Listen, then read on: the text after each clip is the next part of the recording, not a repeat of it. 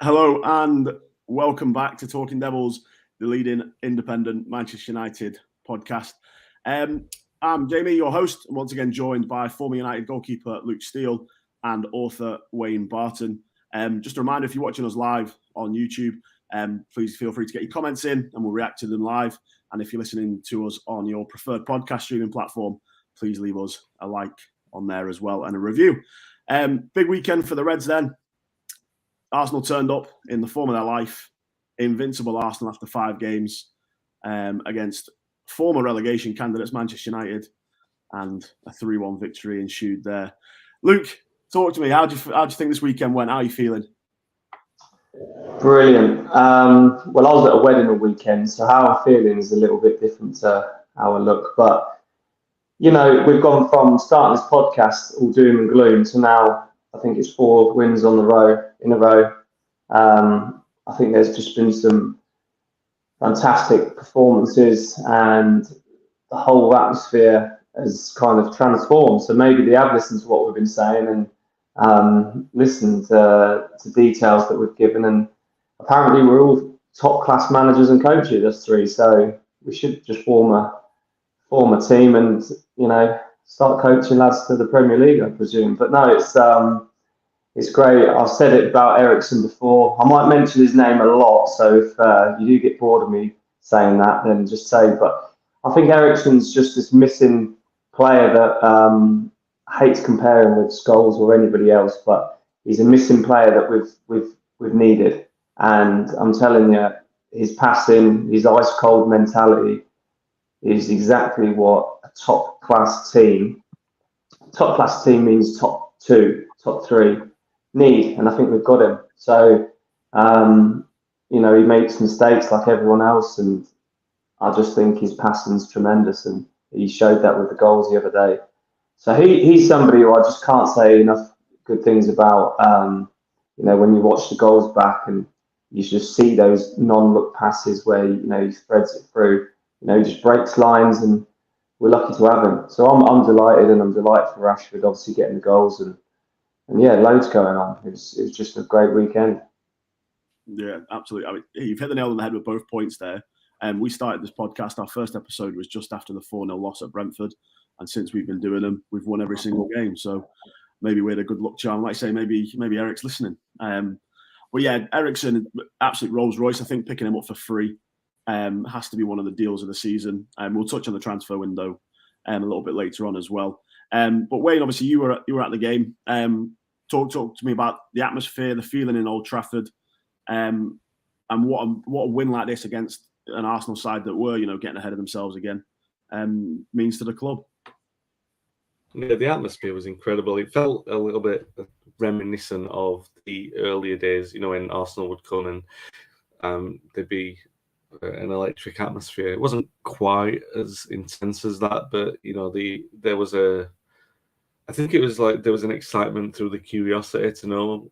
This was the first massive test for either side. Obviously, Liverpool was a massive test, but I'm talking about since the rebirth, since this mini revival. All right, this is Liverpool sparked it into life, but now Arsenal were coming, and the atmosphere wasn't ever going to be the same as it is for a Liverpool game. So, how did the players sort of deal with the quality that they were going to face? And obviously, Arsenal. I'm not making any kind of joke about their stadium or anything, but their brand of football is more suited to sterile. You know, it's very sterile. They can deal with atmospheres. That's what it's there to do. And Arsenal have traditionally always come to Old Trafford since Wenger anyway, and played decent football. It's not like they've, you know, it's about United exploiting their weaknesses.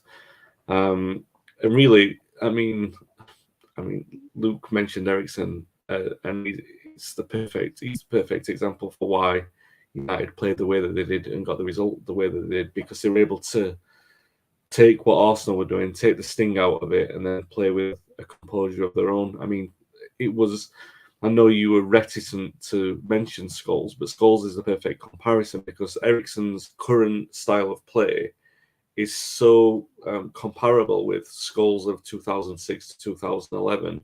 He just, you know, he plays basically on the podcast that I've been doing since I did one with Paul Parker yesterday. I basically said what you're getting from Malacia, Martinez, and Eriksson are 7 out of 10 performances, but they look like 9 out of 10 performances considering the way that he might have been playing. So he's doing all the simple things so effectively. When you've seen Paul Pogba for many years make the simple things look very, very difficult to do, and you see Eriksson just recycling possession, moving it along, keeping the tempo of the play going, it's easy to take for granted when you don't have it. And then when you've got it back, you recognise the value of it. And he's so good at it. And it was so crucial to United getting through those stickier moments on Sunday. Because, look, I'm all for a laugh at Arsenal. And, yeah, ending the invincible start to the season was good. But they still did play well. They did play well, certainly in the second half. There was a moment after they equalised, I thought, if there's one team that's going to win it, it'll probably be Arsenal because of the way that they sort of started the second half with confidence. But obviously United rode that storm thanks mainly to Eriksson for the calm that he put in that midfield. And, it can be an Eriksson appreciation podcast for all I'm concerned, because he was absolutely outstanding. I know that I'm devaluing him, by the way, by saying it was a 7 out of 10. I think, Luke, you'll get the point what I'm trying to make with that. He probably did put in an 9 out of 10 performance on Sunday, but what I'm trying to say is he could put in a 7 out of 10. And that 7 out of 10 is so valuable because of the metronomic way in which he just keeps that play ticking over. And United have missed that. They've heavily missed it. And when it's there, at the moment, we definitely appreciate it. You're not going to underappreciate it. I thought Rashford was outstanding. He reminds me a little bit of Rooney in his finishing technique. In the, Rooney comes through, he bursts through on goal, and if he's got too much time to think, he's probably not going to score. If you give Rashford that same kind of chance, as long as he doesn't have too much time, he can be really dead clinical in front of goal. So, yeah, obviously there were many things to take from that. I actually thought as well, United started the game really well. I thought they imposed themselves on the game. I think that the goal came from a really good passage of play. They went back, they went forward. Was it like 18 passes, every player touched the ball? Really good example of the football that Ten Hag wants to play. I think that they were rattled a little bit when Arsenal had the disallowed goal, but they came back and they composed themselves into the game. I think there are 1 or 2 fiery challenges. But other than that, like I said, I did think Arsenal started the second half really well. So you've got to look at United's response. I think maybe Arteta might regret a couple of the substitutes they made. I think Ten Hag got every decision spot on yet again, including, the starting lineup and the changes that he made. And obviously, you scored a couple of goals, as we did, and then you start to feel, all right, confident that United are going to win the game again. Do you know what I mean? And we'd not had that kind of confidence for years. Really, I'm not exaggerating. It's been years since we've seen United take a couple of lead by a couple of goals and then say, all right, they're confident enough to see this game out and they're going to possibly add to it. Because they could have done. They created that situation. The one where Eriksson broke through and laid it on a plate to Rashford. Obviously, they didn't create another gilt-edged opportunity like that, but they created that opening 3 or 4 times, so they could have easily scored a couple more. I was very, very impressed, Jamie, to be fair. Yeah, agreed. I think it was one of those interesting ones, wasn't it, where to a neutral fan or to somebody else, they might look at patterns in the game and think that Arsenal have turned up and dominated us. I don't think that that's the case. I think that Ten Hag had a very strict game plan, that he knew how Arsenal were going to press, he knew how Arsenal were going to try and play, and he tried to operate well through the lines, as we've mentioned, and to sit Rashford on the shoulder of the centre half and to make those runs through. And as we all know, that the most important result in football is not how you play; it's the result at the end of the day. Gabriel Jesus. So far, it seems like the sternest test that Martinez and Varane have come up against. They'd only conceded 1 goal so far since the Liverpool game, since they started together. 2 clean sheets after that. But Jesus seemed to get a little bit of joy. What do you think it was about Jesus, Luke, that created the opportunity for Arsenal to break in behind the back 4 that we haven't seen so far since Varane and Martinez have started playing together? I think it's movement. I think his movement, things that you don't see, are critical. He's a player that, Wayne just spoke about Eriksen, and you said you don't realise that you haven't got someone until you get someone, or reverse that, you don't realise how good someone is until they're gone. And Arsenal would have realised that without a top striker, in my opinion. They've had a few. Jesus is fantastic. His movement is brilliant. But I know it's not part of the question, but when you've got someone like Eriksen on your team, it gives Rashford, who plays on the shoulder of the centre half, as you said, Jamie, he knows that ball's coming. So he knows that he only has to be this much onside and make that run. And kind of, as a striker now, sometimes you're not looking at the ball because you've turned and you've gone, but you know that Eriksen's playing that ball through. And I think that will help. Everybody, because they have a way of playing even when he's in that deep position. And I'm telling you, Eriksen's one of the best passers that I've seen. I think I said it the other day, but I was moaning about it at the weekend, and I'll let it go now. But I just wish that we'd taken him before Brentford. I just wish we had, because I know that would have been a lovely story. It would have been a real trust and like, you know what, everything he's been through, we're going to take you, and we're going to be the team to say, do you know what, we'll have you. And I know he probably needed that year at Brentford and things like that, but I wish that we'd taken him a year earlier. And I think that, to answer your question, Jesus is a top striker. He scored against me, actually, so he must be good. But most of them have, actually. But no, he's a top striker, and I think that you're not going to come across too many of his standard. And I think that Varane, he copes all right. I think there's nothing to worry about there. I think that Varane's only going to improve over the season.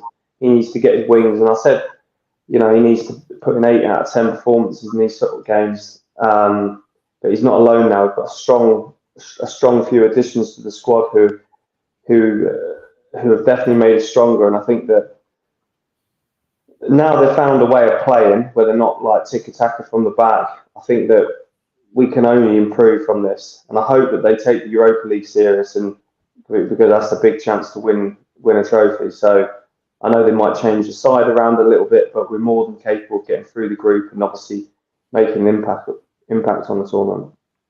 Yeah, spot on. And that's another reason for people to listen to the podcast. We've got people here being scored against by Premier League strikers, Luke. So, and to be fair, there's no shame in that. He is a very good striker, isn't he? So, I'm sure you gave him a good game, though. Wayne, what do you reckon again that it was about Arsenal that allowed them to play that brand of football? Is it something that Ten Hag would have looked at before the game and said, we'll let them play their brand of football and we'll hit them in transition? Or were they the dominant side on the day?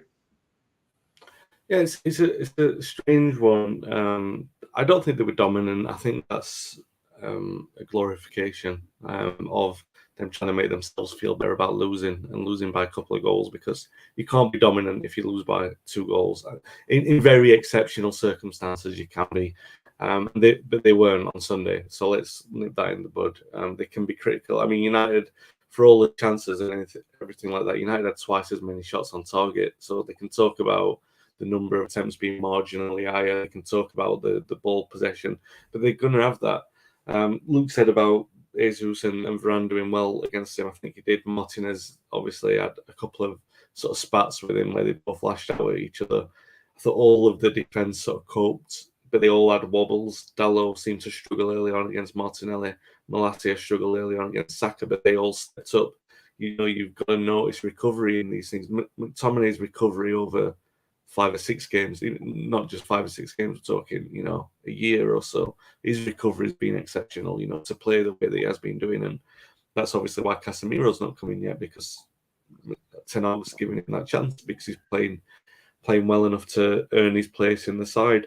And I think all of these aspects where you've got a team that is now, look where the confidence was 6 months ago. Look at the way that Rangnick was calling out all the players. The confidence was on the floor.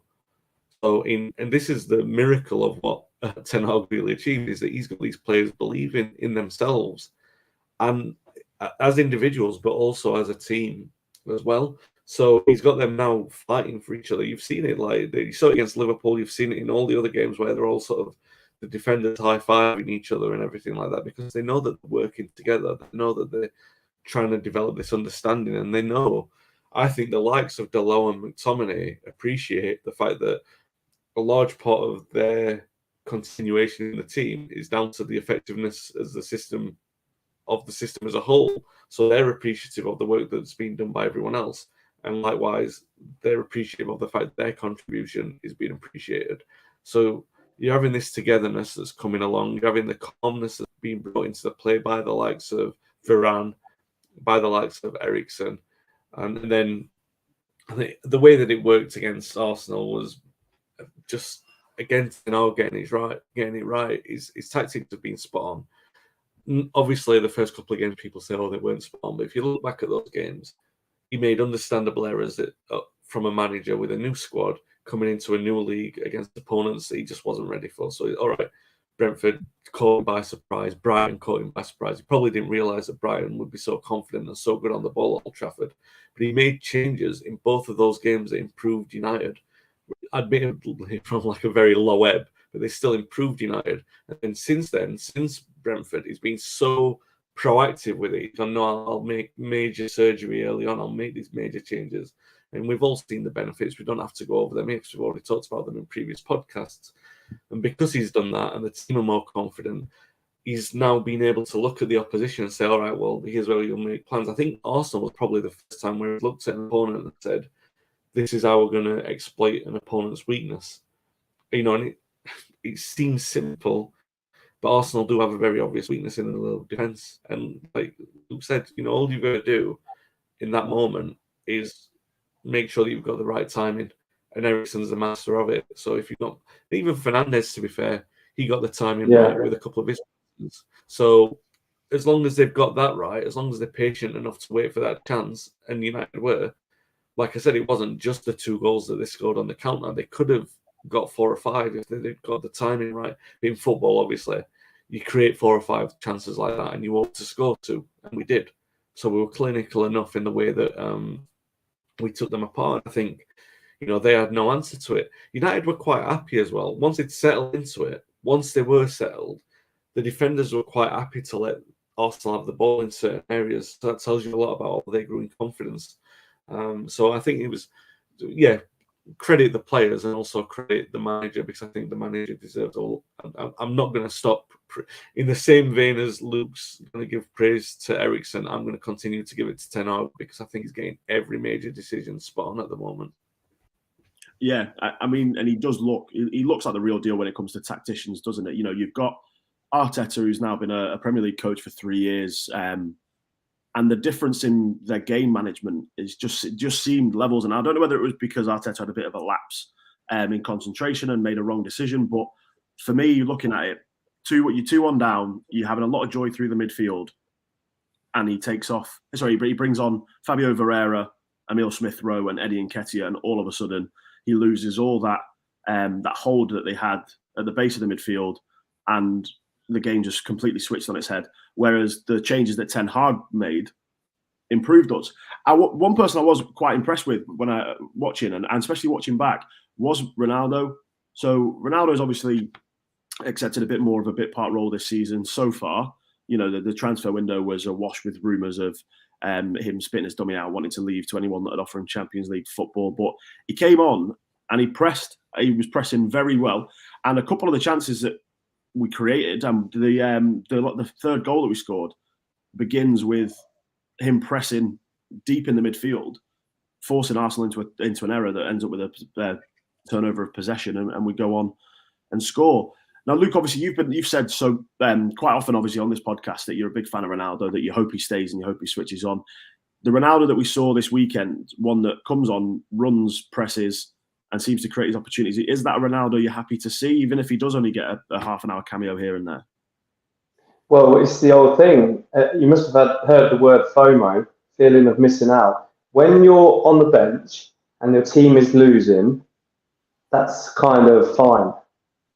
You're actually happier. But when you're on the bench and your team is winning, then the fire is just burning up, because no one's looking going, oh, maybe you should play him, or they've got no right to say this on the bench. So Ronaldo will be getting motivation.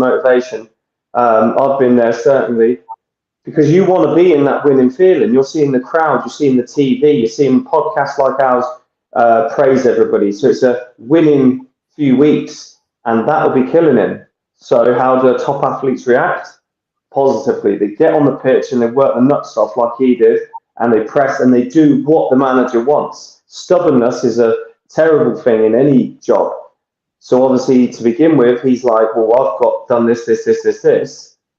You know, I should be, you know, dictating. Well, all of a sudden, they're doing fine without him.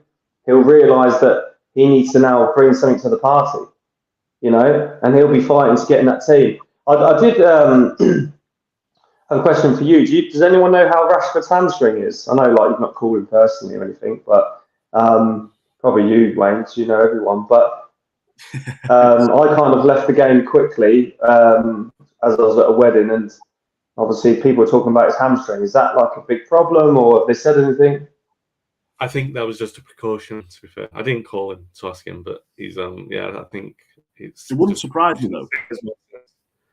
No. And Martinez, by the way, also a precaution. I think maybe both will probably miss Thursday, but I wouldn't have thought that was for for the injury reason, probably just to give him a rest. Yeah. Well, yeah. If there is one man that could pick up the phone and ring Marcus Rashford to ask how his hamstring is, it is you, Wayne. It would not surprise me whatsoever. Maybe on the three of us, but not in general, for sure. I want to comment on Ronaldo because Luke made some great points there.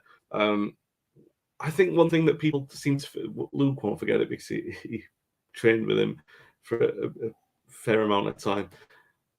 People forget that Ronaldo reinvented himself quite a few times, and his intelligence of the game is actually a lot higher than people give credit for.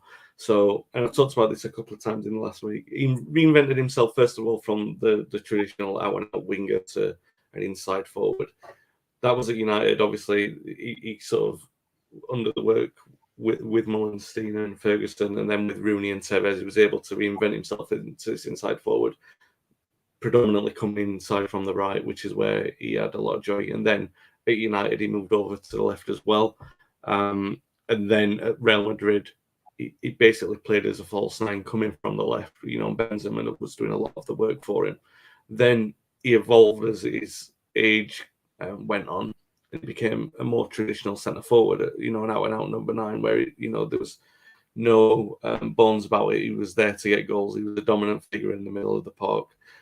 And then what he was doing, he was already doing it at United, but he definitely knew that he was doing it when he was playing as an out-and-out centre forward. He would just pick the centre off, which he knew had the weakness that he could exploit, and he would gauge that through the game. So it wouldn't matter, let's say he was playing against, for the sake of argument, let's say he was playing against United and he had Ferdinand Vidic up against marking him. He'd just go between them until he decided which of those players he could exploit throughout the game. It didn't matter which one was marking him. If it was the other one, even better, because they'd have to adapt their plan. And that's what he was so good at over the years. And then obviously when he went to Juventus, he just carried on being a number 9 out and out. So that's an unfamiliar Ronaldo that we got back, because he wasn't that player when we had him. But what I'm saying is now, obviously, when he came back to United, he's better at doing that in European competition because the game's a little bit slower, the opponents are a little bit slower, and he was able to sort of identify the weakness and exploit it in the way that he did. A little bit different because the Premier League's a little bit quicker, but he can still adapt. So when people say, oh, he's pressing now, people might forget this, he was pressing under Rangnick as well. He was doing that. When Rangnick had him in the side, he was not in the same way under Ten Hag, because under Ten Hag, he's pressing mistakes. He's making mistakes happen. But I think there was a mentality shift, and Luke mentioned it earlier. When he was on the pitch against Brentford and he saw United losing 4-0, he saw sort of like, it was almost like a separation. Even though he was on the pitch, it was like, what am I supposed to do with this lot? I'm Ronaldo. I'm not responsible for this mess. But then by the time it gets to Leicester and he's pretty much accepted that he's going to stay, when he came on against Leicester, he was pretty much the same as he was against Arsenal. He created a couple of openings. He was like the old winger it was like watching a winger with sort of 10 yards of pace loss. Do you know what I mean? Like the Ronaldo making his debut. You know, he wasn't as quick, but he was making unselfish runs. He was opening those opportunities and avenues for other people. And I think that maybe there's been a conversation in the last week or so that, let's be fair, he probably gets better advice than anyone when it comes to his reputation and legacy about what that means now, about what that's going to mean going forward. Because let's make no mistake about it, the scarcity of options that he had this summer is going to be even greater next summer. So this is likely to be his last dance on the high profile. Whether, you know, he might go to Sporting after, he might go to the MLS, but wherever he goes, taking into account the fact that Ronaldo's got a massive global presence anyway, is the profile on which he's going to be playing is going to massively drop. So it's in his interest to stay at United, Champions League or not, and help them get back into the Champions League, because yes, he might get another go at the Champions League with Sporting Lisbon, but the better avenue is to sort of help United get there, and that'll also do, you know, the consequential byproduct things for his legacy and the way that he'll be remembered at United. Because if he does contribute and, you know, United win the Europa League and he scores the goals and everything like that, or if they win an FA Cup and he scores goals along the way, then people will forget all about the fact that he tried to move this summer. You know, United football fans are fickle. They have short memories for stuff like that, especially for legends. They'll forgive them a certain manner of ills. And I can see Ronaldo inventing himself. You've got to remember, he's still a world-class centre-forward. He showed that last season by scoring 20 goals in a poor team that didn't really put a lot of service in there. Now you've got players who can provide that service. I mean, we still don't know. We haven't mentioned him yet in 26 minutes, but Anthony, we don't know his quality of service yet, but he's going to provide something. So Luke, now as a famed centre-forward, will be able to give us some kind of lowdown on what that quality of service looks like. You know, you want more predictable service than what I presume Anthony's going to deliver, but nonetheless, it's a different avenue for Ronaldo. You've got Eriksen, who puts chances on a plate, Fernandez's ability to take a chance and make that risky pass can be accommodated more when you've got more stable players in possession. So you're going to have more openings for a player like Rashford, for Ronaldo and Rashford, obviously. I think this Thursday, I think that they'll all be in. Casemiro, Ronaldo, Anthony. Who else has been on the bench? Maguire. Yeah. Do you agree? I think they'll all be. I think they'll all be straight in the side, and you know, maybe possibly even the goalkeeper might change. And that's not to devalue it, but I think they need game time, and I think they need. You know, they need to be in there. McTominay might play still, but I think that they'll all be in. So I'm really interested in Thursday. It's honestly, it's a hard one for United, because I know that we're all Champions League mad, but the Europa League's really important this year. We need to show a dominance there, and you know, with the strength of the bench that we saw, you know, there's going to be a reason to watch it. It's not like we're getting the kids or we're getting the lesser players. We're getting some big names, I think, starting Thursday. So it's going to be a strong United side. It'll be very interesting. I think. So touching on Anthony, I know that you want a debrief from me being a superstar striker and that, but I think it's difficult because I've got to stick by this. But you can't judge on the first game. You can't judge much straight away. I've had a little look for his highlights actually. I was had some YouTube time and I was looking at his best bits, and they put it to music and they put all the tricks and stuff in there. But you've got to see him over a few games. I've not seen Ajax play in the last couple of years, not properly. I haven't seen 90 minutes and that. So, Anthony, I'd like to take pressure off you. I know he's watching this, so I want to make sure he knows that, you know, no one's going to judge him after a couple of games. So, fantastic that he scored on his debut. He'll be absolutely made up with that. Took it well. Thought the keeper should have stood up a bit longer, but that's another podcast. But yeah, absolutely brilliant. One game, one goal. Unbelievable. Yeah. I'd be interested in your point on. Sorry, Jamie, to interrupt, but when both of your points, I might as well ask you about it, Jamie. Like, on the points that Luke just mentioned about the changing of the players, where do you stand with that? Because I think that one of the big values of Ten Hag's squad management at the moment is that he's he's rewarded the players. He sort of said, if you perform, you're in the team. So if he makes wholesale changes, if he makes 3 or 4 changes, like, for example, Maguire, what's the incentive for him?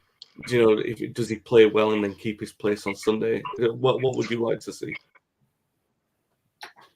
I think incentive-based team selection is always a positive around a football dressing room. I think one of the problems we would have had last year under Ranieri and the Solskjaer is the players questioning when players are having a consistently poor performances week in, week out, but are retaining their place in the team because of who they are or because of they've been at the club for a long time. You've probably got players on the fringe saying, well, what do I have to do to get in? So I'm not against incentive-based performance. I think you'll have the main hub of the squad. You'll have his spine that is probably untouchable. So at the minute, Varane, Martinez, got the first on the team sheet for me. Eriksen, of course. But yeah, I think if there's places up for grabs and he's not afraid to rotate if somebody plays well, then that's why we have squad depth, isn't it? That's why we bring players in. There was a comment before about Maguire coming on briefly and getting a yellow card. So what does he expect? And I think this idea of Maguire being untouchable as captain is a bit of an interesting one because typically our club captains over the last couple of years have been some of our veteran players that they're not our matchday captains. They're happy to take a bit of that role and to put an arm around the kids and to put them through. But we look at like Valencia when he was club captain, and I think he did that job fantastically. So Maguire can stay as the club captain, and we've seen that Bruno's the matchday captain, and that relationship happens in football quite often. Not to mention the neighbours, but City do it quite well where the squad votes for a captain. They vote for their club captain. This year it's Ilkay Gundogan, but it doesn't necessarily mean that he's going to be the captain every day. He is just the leader in the dressing room. So I think it's interesting, and I think Thursday is up tonight with a perfect opportunity to experiment and to give people a win out if somebody's changing their attitude. Oh, bless you, Luke. Bless you again. Thank you. If someone is adapting well in training and Ten Hag's seen an improvement, then give them an opportunity on Thursday. And if they play well, you say there's a spot there for Sunday. So I think it can only be a positive thing. And I agree spot on with what Luke said before about I really hope we take the Europa League seriously. We cannot afford to be snobs about competitions at the minute. We've not won a trophy now for 5 years.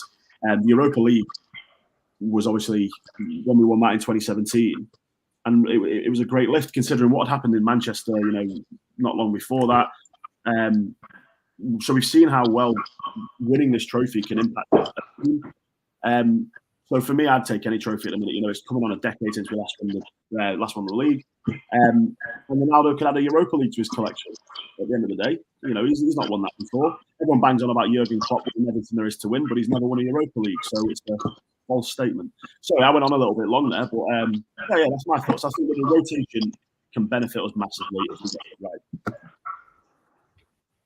it right. What did that guy say in the comments?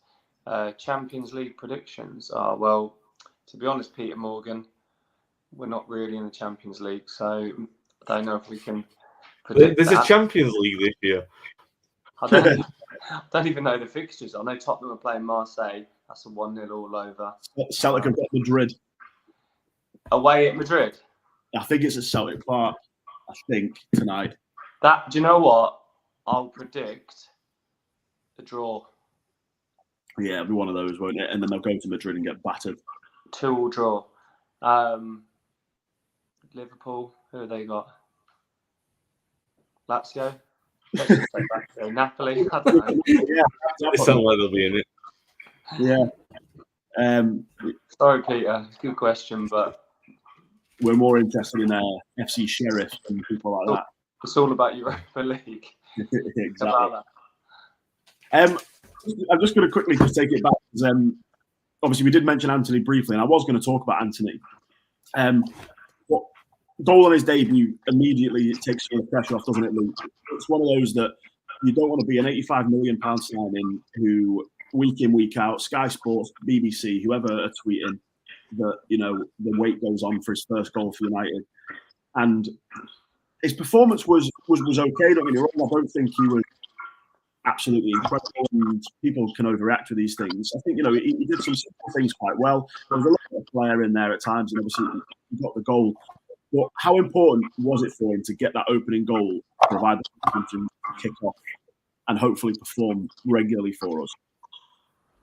Well, it's huge. I mean, it's nice to get something like that. Like you said, gives him a few weeks breathing space from the English press, and that's, I mean that's not a joke. It's a few weeks. We all know how quickly it can turn. I think that I've tried to think about the 85 million now, because it's such a huge amount of money for my brain to comprehend, because obviously you grow up through the 90s and then the 2000s, but then you have to actually think, how much is a bottle of milk compared to then? So like, when Figo's, I think I watched that program on Figo, he went for 50 million 20 years ago. So you kind of like have to, really catch up, because people say, oh, that's so much money. And Paul Merson is always going on about how much things cost, Maguire being one. And okay, sometimes there's room for error, but if this guy plays for United for the next 15 years, then it's money well spent and more. And so like, I'm not coming into this thinking, Anthony's the next this, he's the next that, he's going to be, the world's best player. It could just be a good player for United for years and years to come. And I think that at such a young age, a lot of pressure can mount up on him. So I think that, like you said, we know he didn't have a fantastic impression. He didn't like blow us away with this, that, and whatever. But that's fine. That's fine. He'll find his feet. It's his debut. He's got a goal. He's got a win. And let's hope that the lad, puts in a good season and gets a few goals, 10, 15 goals maybe, and then we go from there. He's not in my dream team yet, my fantasy team, but not many United players made it this year, actually. But yeah, I'm pro, giving the lads a chance. And I go back to the game after we started the podcast and we said about the Liverpool win, and then we beat Southampton. That 1-0 win was just as important as any other in the last few weeks. And they're the games, we might not play well each week, but with the strength of this squad, grinding out results, Villa held Man City the other day, Liverpool haven't won every week. It's anybody's. It could be that season where it's anybody's at the moment, unless there's a breakaway. There's a Leicester weird year, which I don't think will happen for a long time, but it's any of those top 6 or 7 clubs. Tottenham might be the one to, just keep getting clean sheets and wins. Doubt it. I very much doubt it.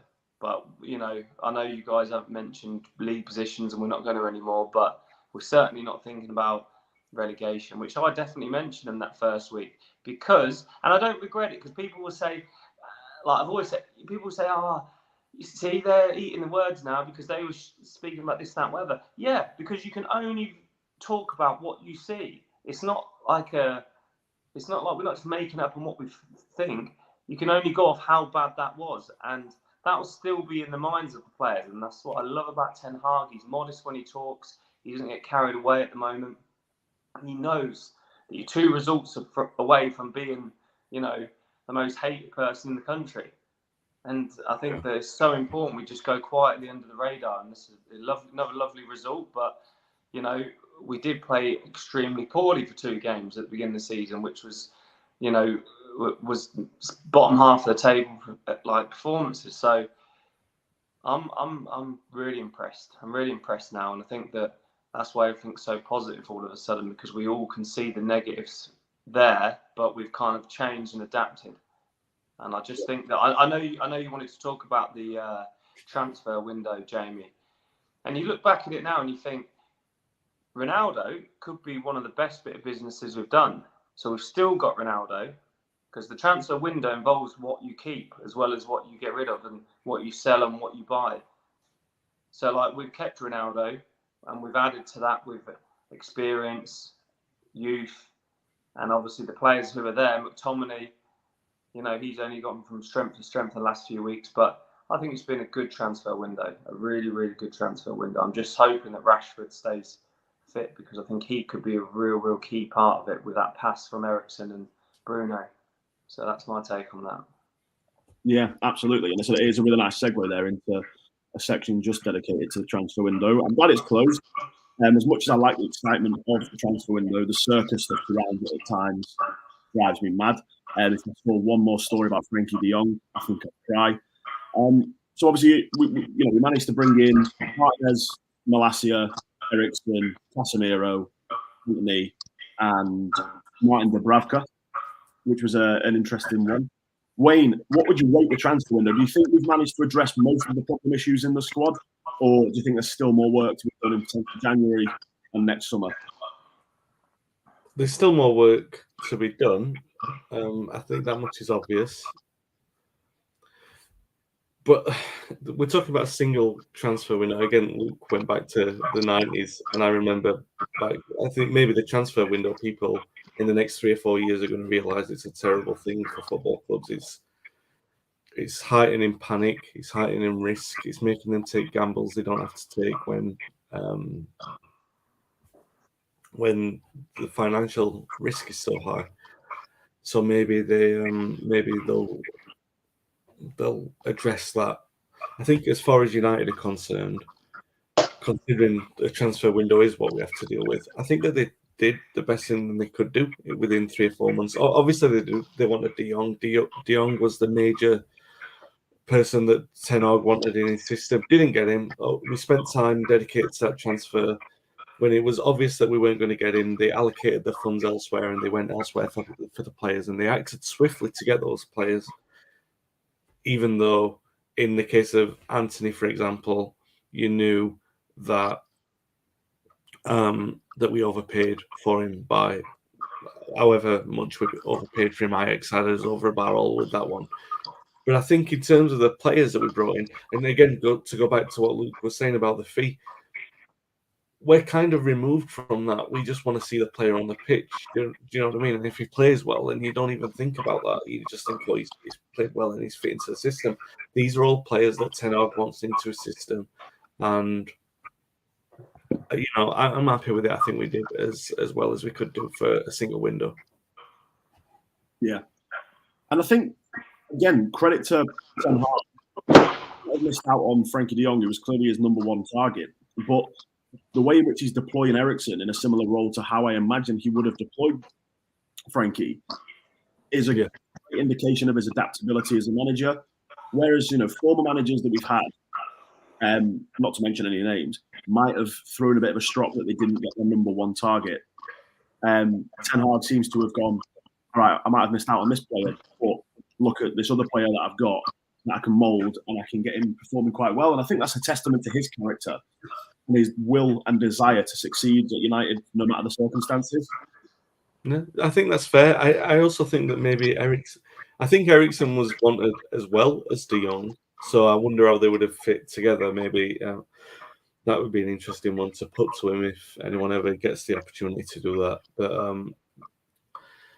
I think I can't disagree with anything that you said, because when he plays for us, he's obviously apparently playing that De Jong kind of role in there, what you would envisage that De Jong plays.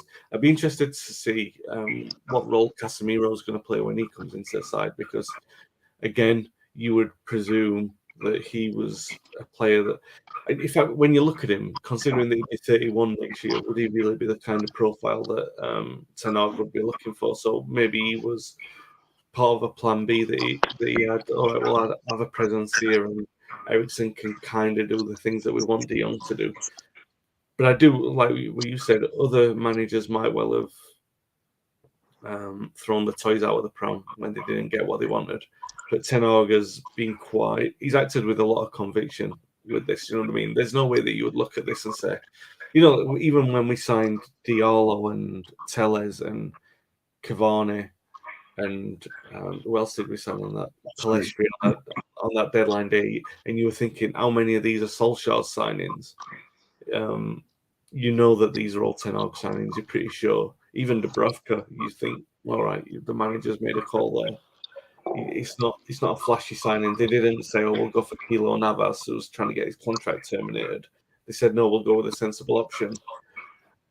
And I think it's as strong a transfer window as we could have hoped for, considering that there's new people in charge above Ten Hag, Ten Hag's a new person in charge as well. I know that some of it was reactionary to defeats, but at least we made the right decisions in those transfers as well. Yeah, and it seems that the Ten Hag signings are clicking very quickly and very well.